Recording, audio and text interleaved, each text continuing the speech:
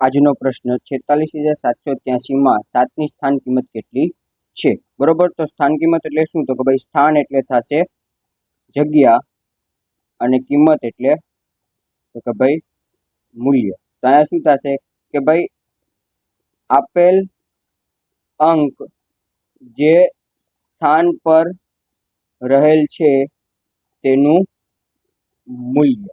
બરોબર, તો અહીંયા આપણને સંખ્યા આપેલી 46,483. હવે સ્થાન કિંમત જાણવા માટે આપણને જોવું પડે અંકને જમણી બાજુથી ડાબી બાજુ સ્થાન જોવા પડે. બરોબર, તો જમણી બાજુથી ડાબી બાજુ. જમણી બાજુ 3 ક્યાં છે? તો કે ભાઈ એકમના સ્થાને છે. 8 ક્યાં છે? તો કે ભાઈ દશકના સ્થાને છે. 7 જે છે એ શતક અથવા 100 ના સ્થાને છે. 6 જે છે એ 1000 ના સ્થાને છે અને 4 જે છે એ 10,000 ના સ્થાને છે.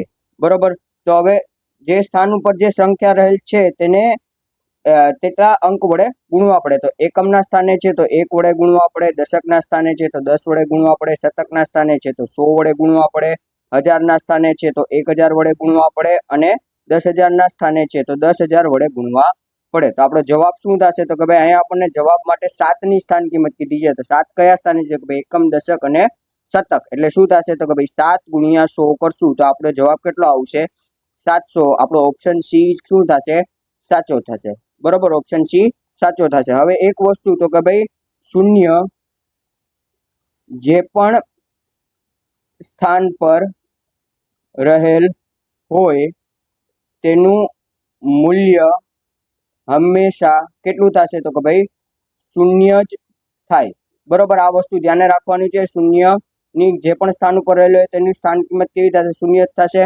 આ ક્વેશ્ચનનો તમારે કમેન્ટમાં આન્સર આપવાનું છે અને આવું જ રોજ નવું જાણવા માટે ચેનલને સબસ્ક્રાઇબ કરો અને વિડીયો ગમ્યો હોય તો લાઈક કરી શેર કરજો.